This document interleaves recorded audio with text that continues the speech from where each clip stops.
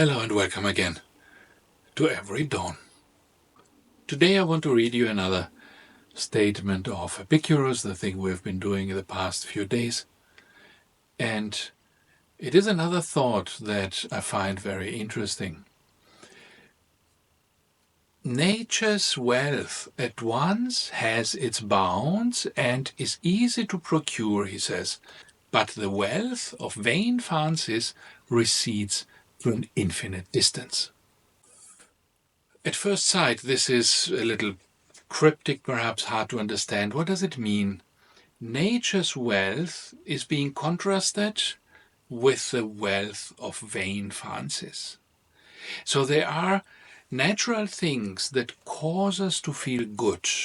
They are vain pleasures and they are natural pleasures. And so what is a natural pleasure? A natural pleasure is something that nature gives me freely. Nature provides for me. And this makes me feel good.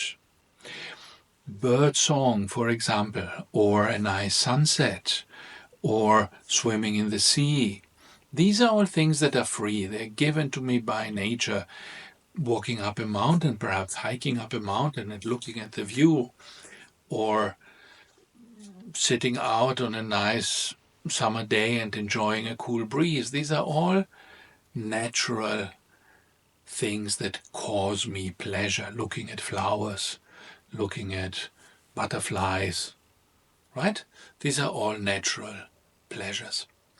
And then we have those vain ones, and they are vain because they are not given by nature and they don't actually produce any natural response in us, but we only want them because other people want them. They are socially given to us as something that we have to aspire to, but we are not naturally inclined to them. What would this be? A better job, a higher paid job, bigger car, a bigger house. These are all what he calls vain fancies. More titles socially, right? You want to be the president of this or that. So these are all vain fancies. And you can see it from the fact that a child, for example, would understand the natural pleasures. A child would understand what is nice about a sunset.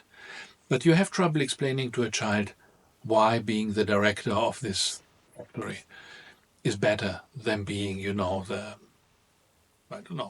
under director or the accountant or something like that.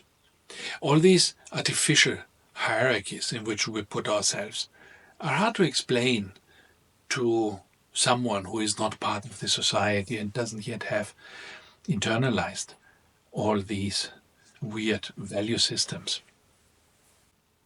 And then why does he say that it recedes to an infinite distance? I think this is the other thing that is important to understand.